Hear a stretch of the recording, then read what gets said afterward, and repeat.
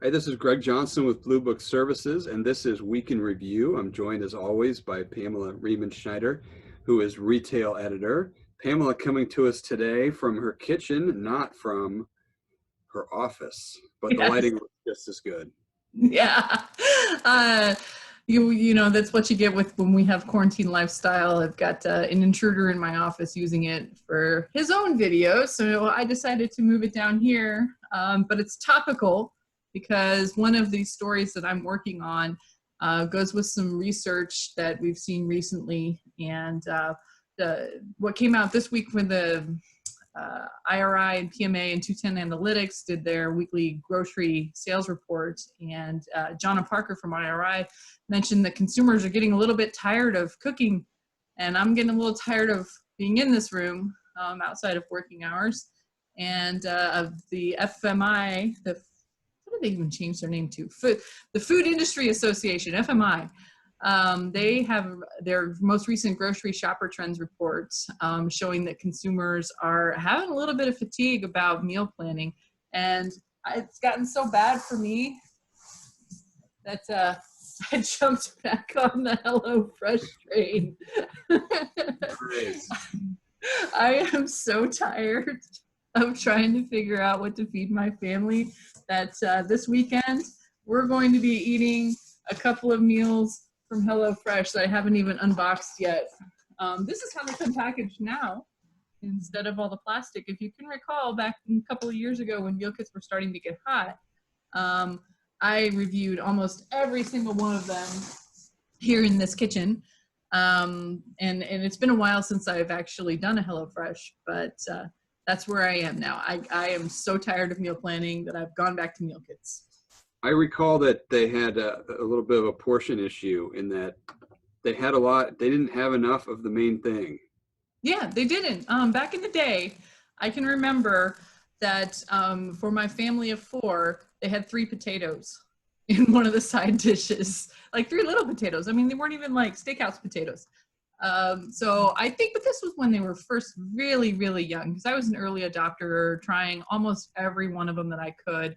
And so it'll be interesting to go back and see how these compare.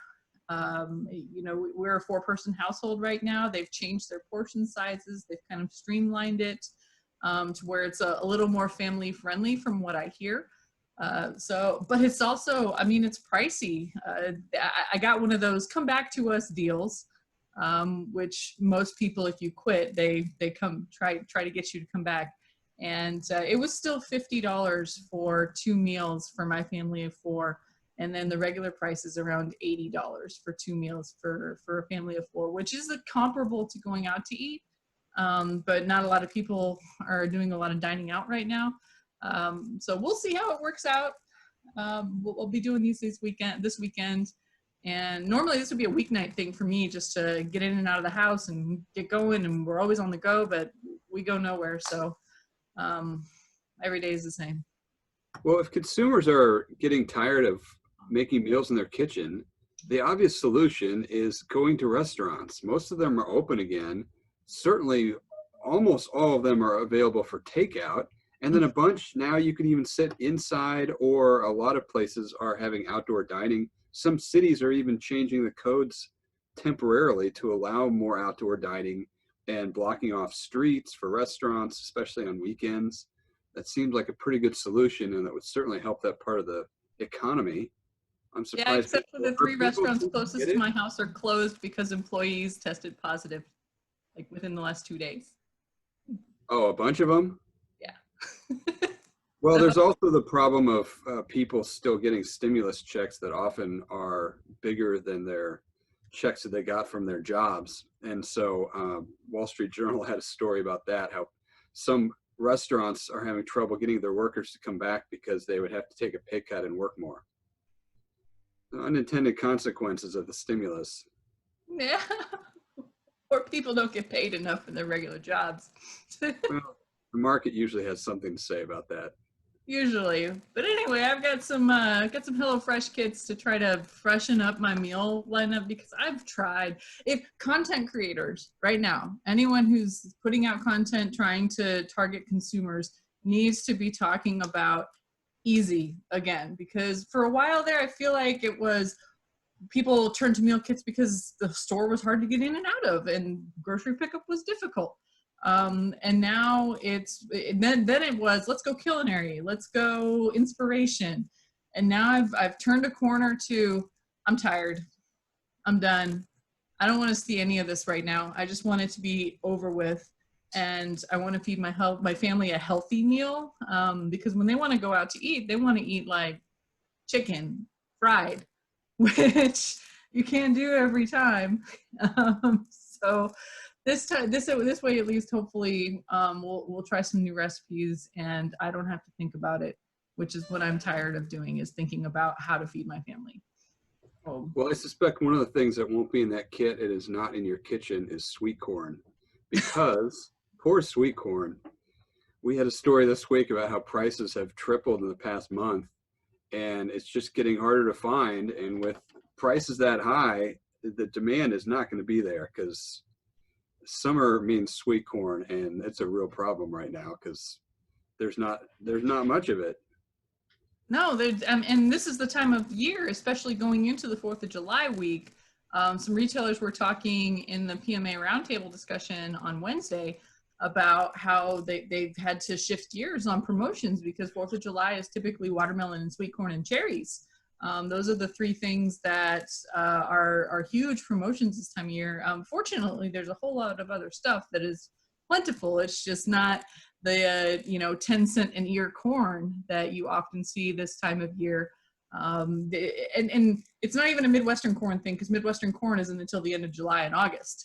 It's more like Georgia and California. Yeah, well, I think people will possibly be entertaining a little bit more than previous years. There won't be any large gatherings of fireworks and all that stuff. So maybe it'll be a good one for retail. So what do you think of United Fresh Live, now that you've had a few minutes to sit down and really kind of digest all that went on there?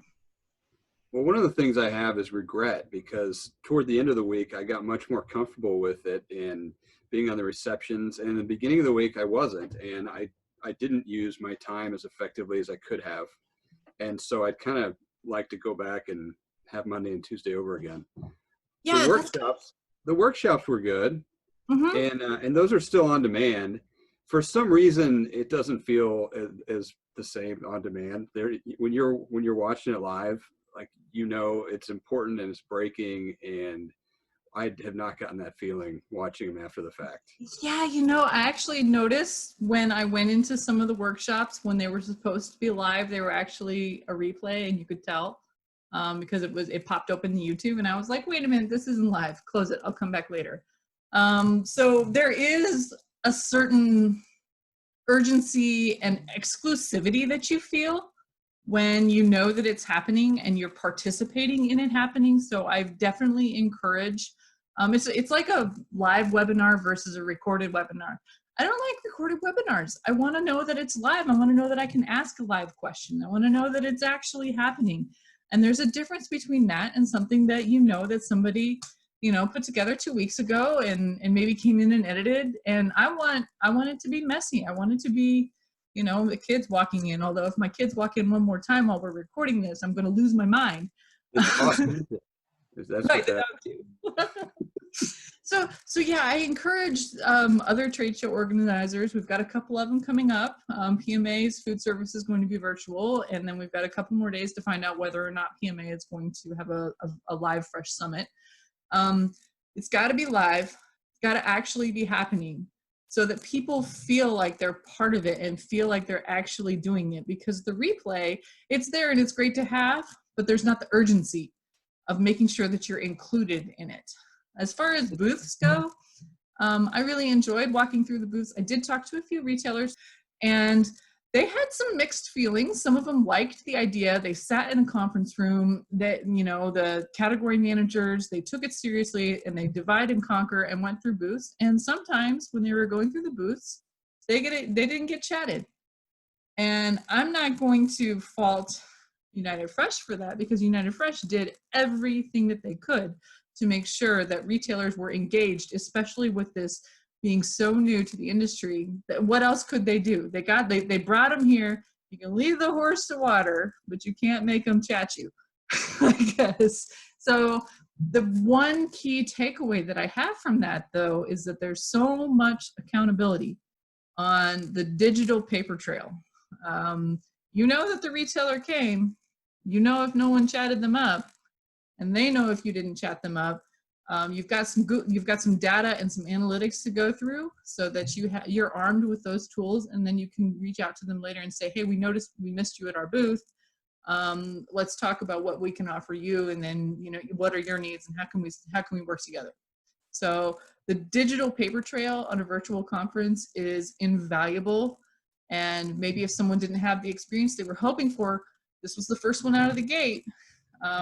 Everyone after this can be an improvement and an enhancement of the experience. Does that mean also that your anonymity is not there, basically, if there's a digital paper trail? I think that was part of my weirdness on day one, right?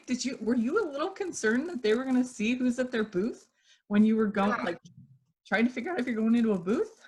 I was trying to think of it as if I was actually at the event, and sometimes I just want to walk by and not really go in and just see what they have. You cannot do that digitally. Like, if you're in there, you're in there. That's how I felt. Because this is my method for doing an in-person trade show. I cased the whole place. I walk through every single booth. I'm not really there to make conversations yet, although I do get stopped, and, you know, I talk to folks, and I try to make it quick. I'm like, I'll be back later. I'm just doing my initial walkthrough. So there's the initial walkthrough, and then I go back, and that's when I'm actually, like, digging around, looking to see if there's anything new. You don't have that glance. There's not a way to glance without them knowing that you looked. And that is a little intimidating at first. And that's probably what kept me from engaging fully on day one and day two. Whereas on day three, I kind of had that, oh my gosh, I gotta get in here and get some stuff done. Yeah. So the key takeaways, I think, really are that people need to make sure that they are publicizing when they're doing live events. Pre-recorded is fine, but it's not as engaging as an actual, there's not the urgency of an actual live event, but I gotta know what's happening.